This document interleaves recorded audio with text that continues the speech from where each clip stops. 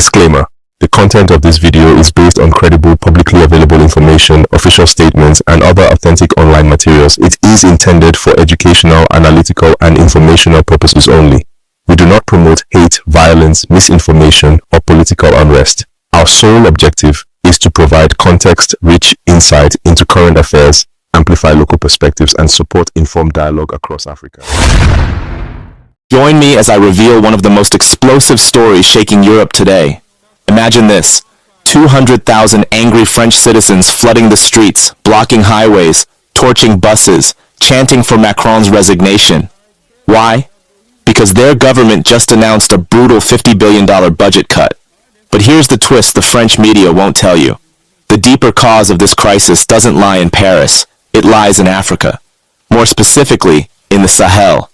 France is collapsing because it lost its grip on Niger, Mali, and Burkina Faso. Without Africa, France is bankrupt. Without the Sahel, France is humiliated. Let's set the scene. Paris, Lyon, Marseille, Toulouse, the streets are on fire. Protesters chant, "Macron must go." A bus torched in Rennes, train cables cut near Toulouse. At Gare du Nord station in Paris, police fired tear gas at thousands of demonstrators blocking entry. 80,000 police officers deployed nationwide, yet still overwhelmed. Nearly 500 people arrested. Over 170,000 people mobilized in more than 800 protests across France. The Block Everything movement, born online, has become a tidal wave of anger sweeping across the country. And the reason? Austerity, cuts, sacrifice demanded of ordinary French people. Prime Minister François Bayrou unveiled a $50 billion cut, slashing pensions, freezing salaries, removing national holidays. The people shouted no. Parliament collapsed in a no-confidence vote. Macron scrambled to appoint yet another prime minister. But the anger only grew. And that's just the beginning. Because here's what France doesn't want to admit. These budget cuts are not simply about mismanagement. They are about the collapse of France's colonial empire in Africa. They are about the loss of Niger's uranium, Mali's gold, Burkina Faso's cotton. They are about the end of French domination in the Sahel. Keep watching, because it gets deeper. For decades, French presidents boasted that without Africa, France would sink to the rank of a third world country. That wasn't just a statement. It was an admission of dependency. Africa's uranium lit French homes. Africa's oil fueled French cars. Africa's resources filled French banks. And yet Africa itself remained poor. That was the Africa versus France economy. Paris shining, Niamey starving. But everything changed when the Sahel rose. In Mali, Colonel Assimi Goïta ended military cooperation with France. In Burkina Faso, Captain Ibrahim Traoré expelled French troops and reclaimed control of supply chains. In Niger, General Abdourahmane Chiani nationalized uranium, expelled Orano, and joined the alliance of Sahel states. These were not isolated acts. They were a coordinated rebellion against centuries of French colonization in Africa, and the results speak for themselves.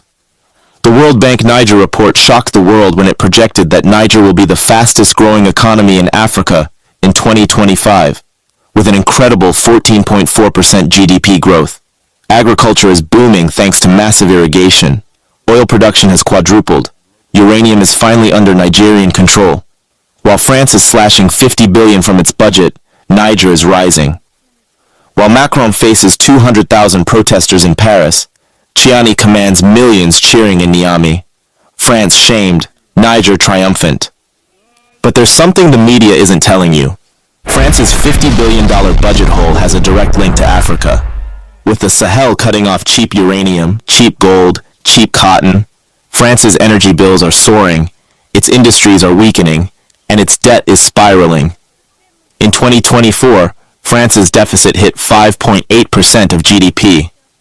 Now austerity is the only answer. Yet the people are refusing to pay the price for Macron's colonial failures. This is where Niger sends the world a message. When Africa breaks free, Europe shakes. When the Sahel rises, Paris trembles. Like this video, if you feel what's coming is long overdue, and you won't believe what happens next.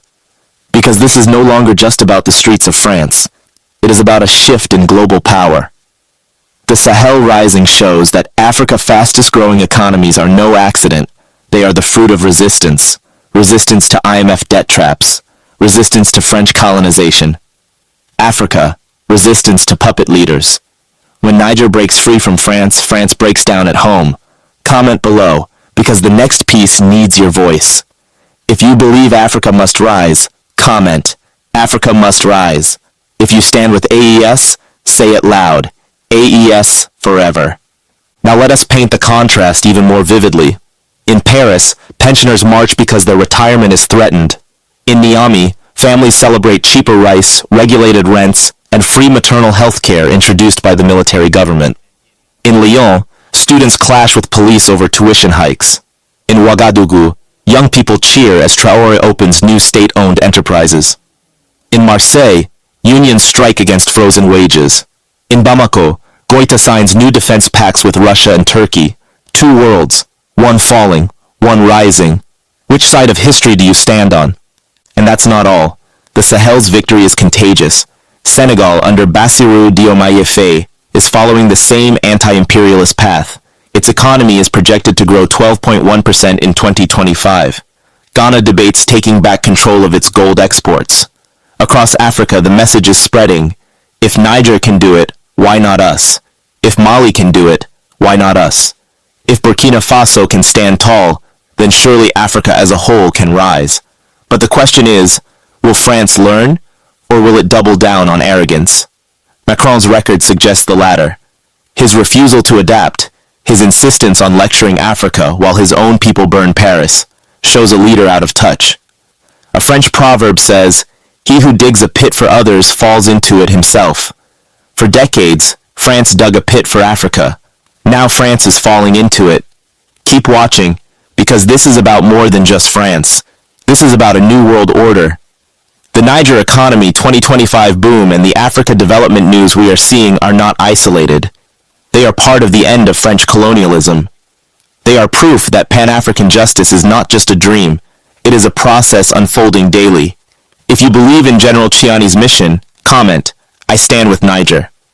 So what should Africans in the diaspora do? First, tell this story. Share it widely. France's crisis is Africa's vindication. Second, hold your leaders accountable. Demand sovereignty. Demand independence. Third, support the alliance of Sahel states because their success is a template for the continent. The instability in France today mirrors the instability France once imposed on Africa. Now the tables are turned. Paris is on fire. Macron is cornered. France is humiliated. And the Sahel is rising like the morning sun over the Sahara.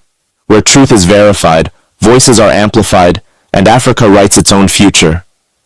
Whether you are watching from Burkina Faso, Nigeria, Ghana, or Guyana, know this. You are part of this movement. If you believe in an Africa rising on its own terms, if you support this struggle for dignity, self-reliance, and transformation, then stand with us. Like this video, share it far and wide, and let the world know that a new Africa is not only possible,